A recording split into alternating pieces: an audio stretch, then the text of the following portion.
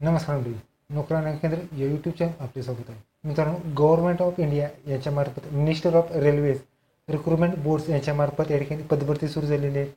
यामध्ये मित्रांनो तुम्हाला ज्युनियर इंजिनियर, त्याचबरोबर depot material superintendent, chemical assistant, त्याचबरोबर केमिकल सुपरवायझर यांची या ठिकाणी पदभरती असणार आहेत.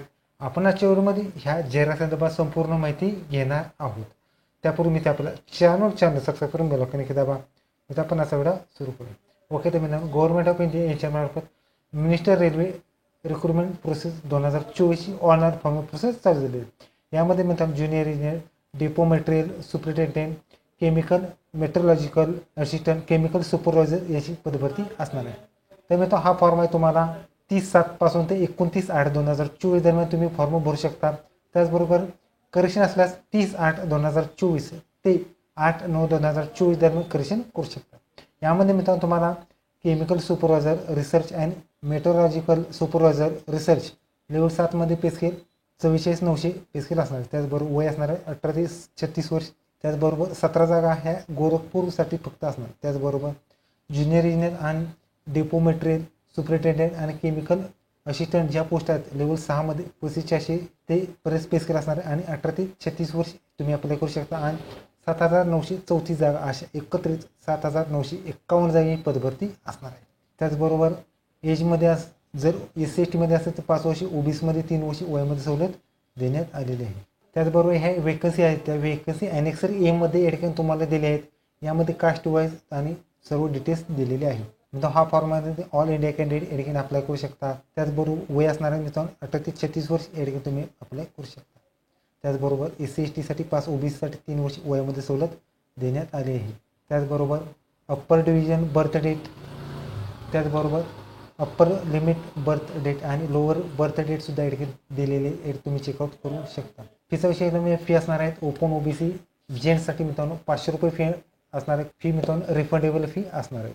त्याचबरोबर फी मित्रांनो 500 रुपये असणार आहेत. आणि जर SC/ST एक्सर्व्हिसमॅन महिला किंवा ट्रान्सजेंडर असल्यास 250 रुपये फी असणार आहेत. ही फी मित्रांनो रिफंडेबल फी असणार आहे. ही फी मित्रांनो स्टेज 1साठी रिफंडेबल असणार आहे. त्याचबरोबर मित्रांनो फी ही रिफंडेबल असण्यासाठी मित्रांनो तुम्हाला फॉर्म भरती या ठिकाणी विद्यार्थ्याचं जे बँक पासबुकवरती name, card holder name, account name वगैरे IFSC कोड हे टाकायचं आहे. ओपन OBCमध्ये 400 रुपये आणि SC/STसाठी ज्यांनी 250 रुपये भरले असते त्यांना 250 रुपये फी रिफंडेबल दिली जाणार आहे. मित्रांनो, रिक्रुटमेंट प्रोसेस रिक्रुटमेंट प्रोसेस असणार आहे. स्टेज 1 CBT एक्झाम असणार आहे. स्टेज 2साठी सुद्धा CBT असणार आहे. त्याच्यावर DV आणि DM असणार आहे. स्टेज 1मध्ये या ठिकाणी 90 मिनिटामध्ये या ठिकाणी तुम्हाला 100 प्रश्न असणार आहेत. त्याचबरोबर त्यामध्ये mathematics, general intelligence, general knowledge आणि जनरल सायन्ससुद्धा या ठिकाणी तुमचं असणार आहे. त्याचबरोबर स्टेजसाठी या ठिकाणी 120 मिनिटांची तुमची या ठिकाणी एक्झाम असणार आहे. 150 प्रश्न असणार आहेत. त्याचबरोबर general knowledge, physics, chemistry, basic computer applies, basic environment, population आणि टेक्निकल ॲबिलिटीजसुद्धा या ठिकाणी तुमचा असणार आहे. त्याचबरोबर जे इंजिनिअरिंगचे विषय असतात त्याचासुद्धा या ठिकाणी तुमचा सिलेबस असणार आहे. तर हा फॉर्म भरायचा आहे. मी तो हा फॉर्म RRBचे ऑफिशियल वेबसाईट तुम्ही फॉर्म भरायचा आहे. फॉर्म कसा भरायचा याची आपण व्हिडिओ बनवला आहोत. त्याची लिंक आय बटन किंवा डिस्क्रिप्शन बॉक्समध्ये मिळणार आहे. त्याचबरोबर वेगवेगळ्या झोनसुद्धा या ठिकाणी आहेत ते तुम्ही या ठिकाणी लिंक तुम्ही चेकआउट करू शकता. तर मित्रांनो, वेकन्सीचा विचार करायचा तर मित्रांनो वेकन्सी असणार RRB मुंबई ह्या पदासाठी मित्रांनो एकूण वेकन्सी या ठिकाणी तुम्हाला डिव्हिजन वाईज असणार आहेत.